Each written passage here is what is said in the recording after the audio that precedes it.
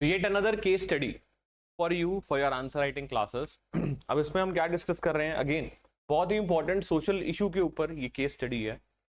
And I am sure आपको जो मैंने पहले भी केस स्टडीज करवाई हैं उसमें आपको बहुत कुछ सीखने को मिला। This is the 10th case study which we are doing in the series of case studies. So काफी सारी केस स्टडीज हम करेंगे ताकि एग्जाम में आप क्रिस्टल क्लियर आंसर्स लिख पाए, कोई डायलेमा आपको तंग ना करे, आपका जो थॉट प्रोसेस है वो इवॉल्व हुआ हो। एंड आप जब लिख रहे हैं तो इट शुडंट बी कि आप किसी क्रॉस रोड्स पर आ गए हैं और वहां फंस गए। आएंगे तो जरूर लेकिन फंसेंगे नहीं, ये हमारी एश्योरेंस है, ये हमारा प्रॉमिस है आपके साथ। बिकॉज जिस एंगल से हम सारी केस स्टडीज को कवर कर रहे हैं that is in sync with UPSC, that is in rather sync with UPSC भी क्या, that is in sync with what should be done, what is right. And ethics का exam is all about do what is right. And right की परिभाषा भी तो different है, definition भी तो डिफरेंट है। एक के लिए राइट, दूसरे के लिए रॉन्ग, दूसरे के लिए राइट, तीसरे के लिए रॉन्ग। तो राइट है क्या इन अ गिवन सर्कमस्टांस, वो भी चेंज होता रहता। उसी को हम समझते जाते हैं, हम उसको डिकोड करते जाते हैं कि इस पर्टिकुलर सिचुएशन में what you want to do, do you need to respect your seniors, do you need to obey the orders of your senior और नॉट। सबसे पहले आपकी जवाबदेही किसको है, आपकी अंतरात्मा को है, आपके संविधान को है, आपके लॉज को है, आपके सीनियर्स को है, आपके पॉलिटिशियंस को है, फिर समाज को है। मतलब ये सारी चीजों को बैलेंस करके हम आगे चलते हैं। एथिक्स के आंसर लिखते हुए कभी भी ऐसा नहीं होता है कि हम सिर्फ एक एक्सट्रीम स्टैंड ले लें जिसमें हम बोले कि नहीं जी नहीं, इसमें ऐसे ही होना चाहिए irrespective of whatever is happening. Sometimes you have to create a balance also. अगर आप वो गोल्डन मीन अचीव कर दें, अगर वो बैलेंस अचीव कर दें, वो है सही तरीका जीने का। देखिए महात्मा बुद्ध ने भी यही बोला है, अरिस्टोटल ने भी यही बोला है, क्या, गोल्डन मीन, मिडिल पाथ।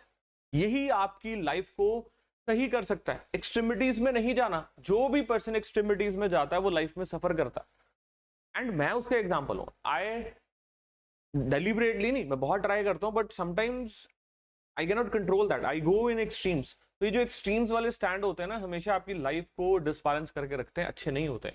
तो आप हमेशा याद रखिएगा आंसर्स में भी आपका बैलेंस नजर आना चाहिए, एक्सट्रीम स्टैंड्स नहीं नजर आने चाहिए।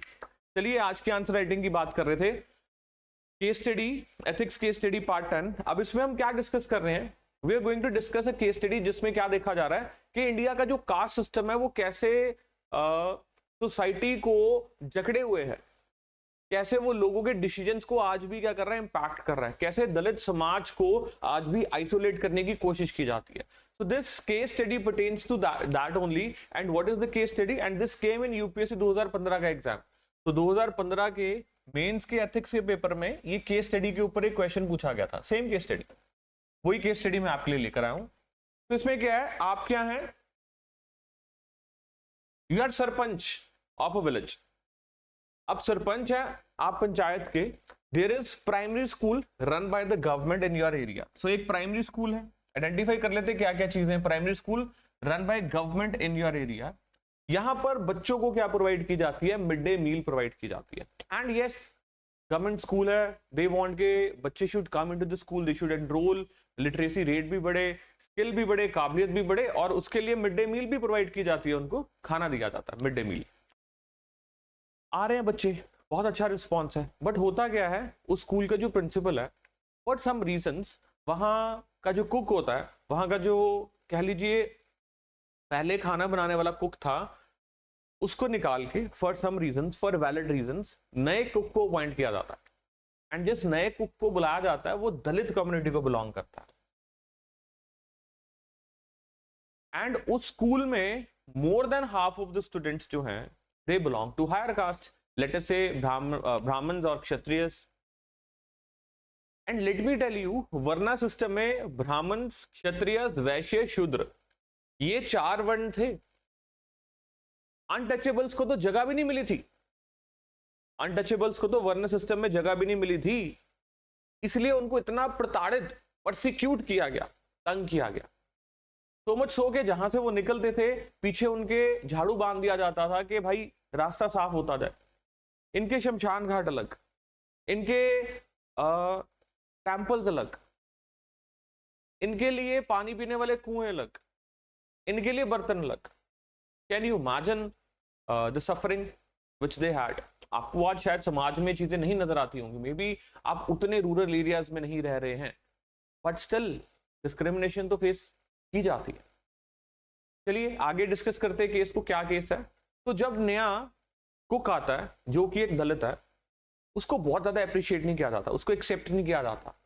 क्या देखा जाता है, बच्चों को और उनके पेरेंट्स को ये चीज का पता लग जाता है कि अब भाई जो नया कुक आया वो दलित है, एंड बच्चे और पेरेंट्स रिफ्यूज कर देते हैं उसके हाथ से खाना खाना।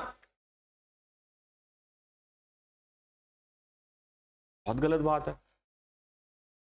हम तो स्कूल में जिसको बोलते हैं हम टेम्पल ऑफ लर्निंग, उसमें हम क्या सिखा रहे हैं, हम सिखा रहे हैं कि सब इंसान एक समान नहीं होते, भगवान ने सभी को अलग बनाया, दलित को प्रताड़ित करना चाहिए, क्या हमें ये सिखाया जा रहा है? This is a big question. School is a temple of learning, और वहां पर चल क्या रहा है, ये चीजें चल रही हैं, एंड ये इंपैक्ट क्रिएट करते हैं किसके दिमाग के ऊपर, हर एक शख्स के दिमाग के ऊपर, इंक्लूडिंग द दलित, और सबसे ज्यादा तो उनके दिमाग पे करता है। और प्रिंसिपल उस दलित को नहीं हटाता, उस कुक को नहीं निकालता।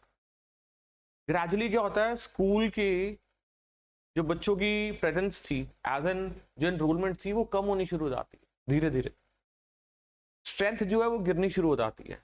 एंड स्कूल का प्रिंसिपल आपके साथ आगे ये बात डिस्कस करता है कि हमें तो अपने समाज को आगे लेके जाना है, प्रोग्रेसिव रास्ते पर लेके जाना है। ऐसा क्या है जो हमारे में एक्स्ट्रा है, जो सो कॉल्ड अपर कास्ट है, जो कि हमारे इन भाइयों में नहीं है? हम क्यों उनके साथ इतनी डिस्क्रिमिनेशन कर रहे हैं, हम क्यों उनको प्रताड़ित कर रहे हैं, क्यों उनको तंग कर रहे हैं? क्या इंपैक्ट क्रिएट होगा उस दलित के मन में, क्या इंपैक्ट क्रिएट होगा कुक के मन में, उसके बच्चों के मन में, उसकी फैमिली के मन में, एंड उसके बच्चे या फिर क्लास में ही जो दलित पढ़ रहे हैं उनके दिमाग में क्या मैसेज जा रहा है कि हम कैसे समाज में पैदा हो गए, कैसे धर्म में पैदा हो गए हैं? सरपंच जी, हमें क्या करना है, हमें इसका समाधान करना है, हमें इस चीज से बाहर निकलना है, मगर कैसे, मेरे दिमाग में कुछ नहीं आ रहा है, मैं सुन हो गया हूं। प्रिंसिपल से right now, since you are a sarpanch, what are the actions which you are going to take to tackle the situation? ये है जी केस स्टडी। आई होप आपको केस स्टडी समझ आ गई है। नाउ सी, या तो कहते हैं मिड डे मील बंद कर दी जाए, केस में ही बताया जा रहा है, thereafter teaching staff and subsequent closing down of the school, फिर स्कूल भी बंद हो जाएगा, बच्चे भी कम हो जाएंगे। अब किया क्या जाए?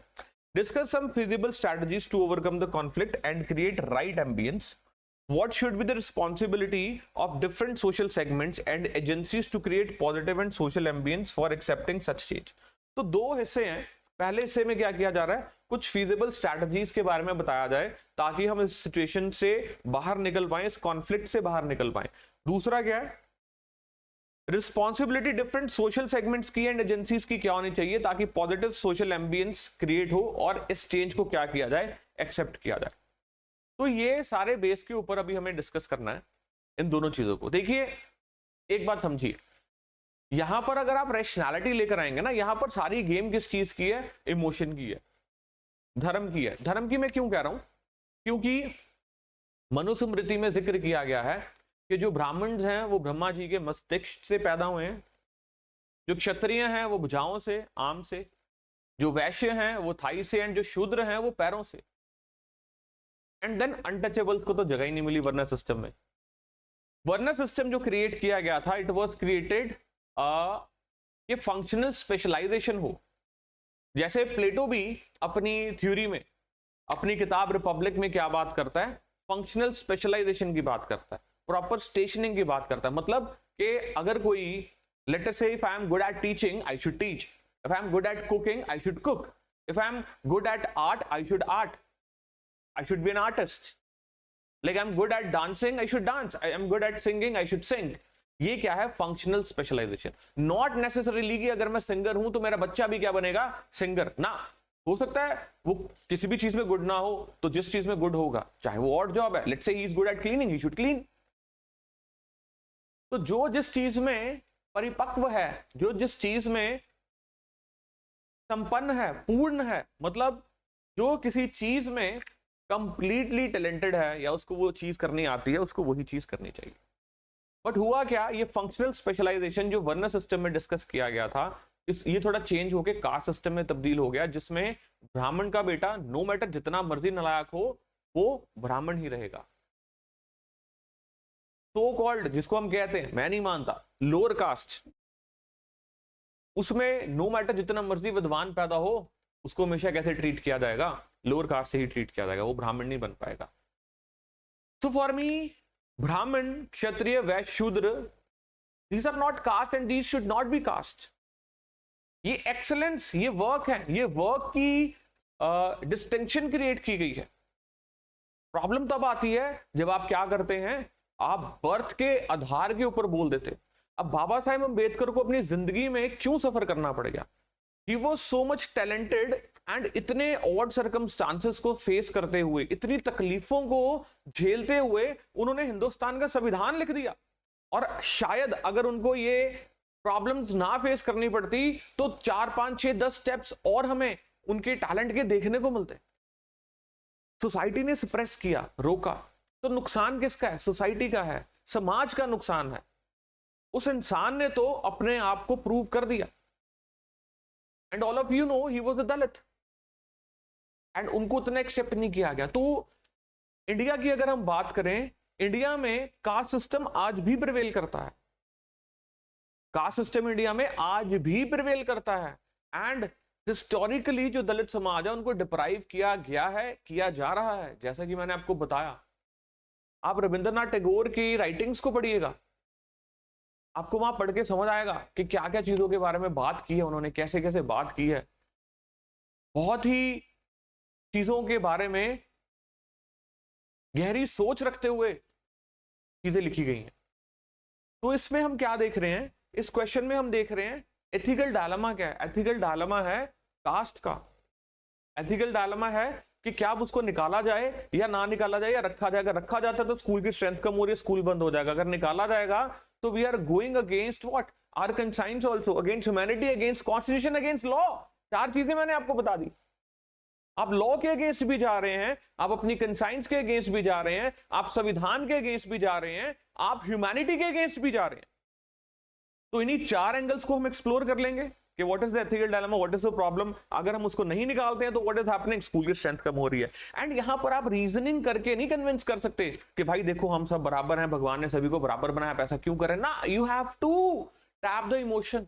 आपको इमोशन को टैप करना जाके। अगर आप इमोशन को टैप कर पा रहे हैं, अगर आप इमोशन को टैप कर पा रहे हैं, तब जाके इसका कुछ आउटकम हमें मिल सकता है, अदरवाइज नहीं। तो जो इसमें लिखा है वो तो हम पढ़ेंगे, उसके अलावा अब हम सोल्यूशन के बारे में डिस्कस करते हैं। देखिए, हमें अवेयरनेस लाने की जरूरत है। अवेयरनेस कैसे आती है? एग्जाम्पल सेट करके। सबसे पहला काम सरपंच का, बीइंग अ सरपंच, क्या होना चाहिए? आपको स्कूल में जाना चाहिए, अकेले नहीं, अलोंग विद योर टीम, जो कि अपर कास्ट की होनी चाहिए, प्रोग्रेसिव माइंडसेट की। आपके विलेज के पॉपुलर फेसेस होने चाहिए, कुछ एग्री करेंगे कुछ नहीं एग्री करेंगे। आपके विलेज का पॉपुलर यूथ होना चाहिए, पॉपुलर टीचर्स होने चाहिए, पॉपुलर पॉलिटिशियंस होने चाहिए। उनको लेके एक गैदरिंग करनी चाहिए जहां पर ना सिर्फ वो कुक बल्कि और भी कुक को बुलाना चाहिए जो कि दलित समाज से हो, और उनसे खाना बनवा के एक सोशल गैदरिंग में खाना खाना चाहिए टू सेट एन एग्जाम्पल। काफी लोग ये चीज देख के मूव होंगे, काफी लोग ये चीज देख के क्या होंगे, मूव होंगे कि भाई they can do, why not us. और ये आपको रूटीन में करना चाहिए। एंड देन लोग ना धर्म से बहुत कनेक्टेड है, तो आपको किसको पकड़ने की जरूरत है? धार्मिक लीडर्स को पकड़ने की जरूरत है, प्रोग्रेसिव माइंड वाले, और जो आगे बोले क्या, अव्वल अल्लाह नूर उपाया कुदरत के सब बंदे, एक नूर ते सब जग उपचा, कौन पले कौन बंदे। पॉइंट क्या है? Everyone is equal. भगवान ने सभी को क्या बनाया है? बराबर। लेकिन ये आप नहीं आर्गुमेंट दे रहे हैं, रिलीजियस हेड्स दे रहे हैं, उनकी बात सुनी जाएगी, आपकी नहीं सुनी जाएगी। आपकी बात रेशनैलिटी लगेगी, उनकी बात स्पिरिचुअल लगेगी। फर्क देख रहे हैं ना? कुछ बातें मेरे से कही गई आपको समझ आ जाएंगी या नहीं आएंगी। लेट्स से मेरे कहीं समझ आ जाएंगी, किसी और की कहीं समझ नहीं आएंगी, क्योंकि आपका विश्वास नहीं है ना। तो दूसरा आपका कदम होना चाहिए ये। तीसरा आपका कदम होना चाहिए सोसाइटी में, लेट्स से जितने आइडल्स हैं, फॉर एग्जाम्पल एक्टर्स हैं या प्लेयर्स हैं, उनको बुला के उनसे कन्विंस करवाना चाहिए लोगों को। They should also set an example. Various NGO should involve. Youth जो मानता है इन चीजों में कि सभी बराबर होने चाहिए, कास्ट सिस्टम नहीं होना चाहिए, उसको आपको इन्वॉल्व करना चाहिए, उनको आपको लाना चाहिए। कुछ पेरेंट्स तो होंगे जो अग्री करेंगे, उनको भी इन्वॉल्व करना चाहिए, टीचर्स को इन्वॉल्व करना चाहिए। एंड ये तो हो गया ना जनरल एंगल पर। फिर आपको लीगल कॉन्सिक्वेंसेस के बारे में अवेयर करवाना चाहिए कि all of you will land in trouble. अगर आप ऐसा करेंगे आप संविधान के खिलाफ जा रहे हैं, आप आर्टिकल 17 के खिलाफ 17 के खिलाफ जा रहे हैं, आप SC/ST एट्रॉसिटीज एक्ट के खिलाफ जा रहे हैं। आई मीन टू से उसको क्या कर रहे हैं, वो आपके ऊपर कानून लग सकता है। सिविल राइट्स हैं इनके, आप ये काम मत कीजिए, you will end up landing in trouble. इसके अलावा आप जब वहां पर कोई सोशल इवेंट है उसमें एक लेक्चर ऑर्गेनाइज कर सकते हैं जिसमें आप कन्विंस कर सकते हैं मॉरली, एथिकली, इवन रैशनली। ये किसी की चॉइस नहीं होती समाज में पैदा होना या कुछ होना, ये तो बनाए गए समाज है इंसान के द्वारा, भगवान ने थोड़ी बनाए। तो आपने लीगल एंगल पर भी समझाया, आपने कॉन्स्टिट्यूशनल एंगल पर भी समझाया, ह्यूमैनिटी के एंगल पर भी समझाया, साइंस के एंगल पर भी समझाया, आपने सोशल गैदरिंग्स भी की, इवेंट्स भी किए, आपने प्रेसिडेंट भी सेट किया, खुद भी खाना खाया, बाकियों से भी खिलवाया। एंड फिर आपने ये भी समझाया कि इकोनॉमिक लॉस कैसे होगा, कि अगर स्कूल बंद हो गया फिर आपके बच्चे कहां पढ़ेंगे, क्या करेंगे, स्ट्रगल बढ़ जाएगी। Don't do this. ये तो ऑप्शन ही नहीं है कि आप दलित को वहां से हटा दें, उस कुक को वहां से हटा दें। Is that clear guys?